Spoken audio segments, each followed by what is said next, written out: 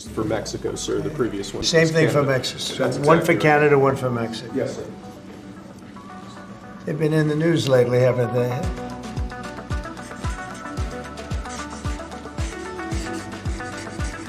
So right now, where we stand with the Trump tariffs in regards to the auto industry is that there's been a bit of a reprieve. They were technically supposed to start a few days ago.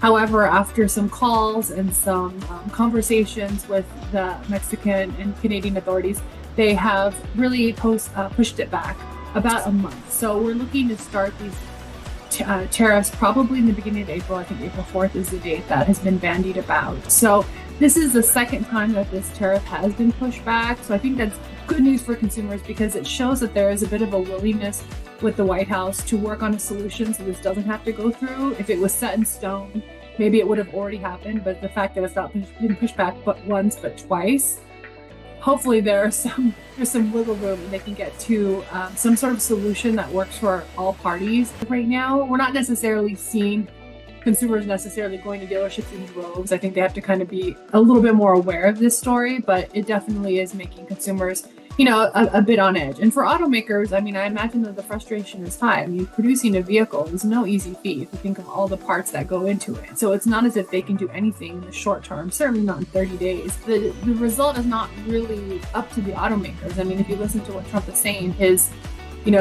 whole thing is about, border control and stopping the, illegal immigrants from crossing the border and fentanyl, all those things. And that's nothing that the automakers have any control over. So it's like what they're being measured against is not something that they can actually do. So it really is between Mexico, Canada, President Trump trying to get to some solution that works. And then in the meantime, I think what would make the situation probably better for automakers is to make more pledges that they would increase jobs or, at least provide Trump talking points in some of his speeches, which we just saw a few days ago, that look like he's bringing jobs into the United States. These tariffs may never go through. We don't know that is going to happen.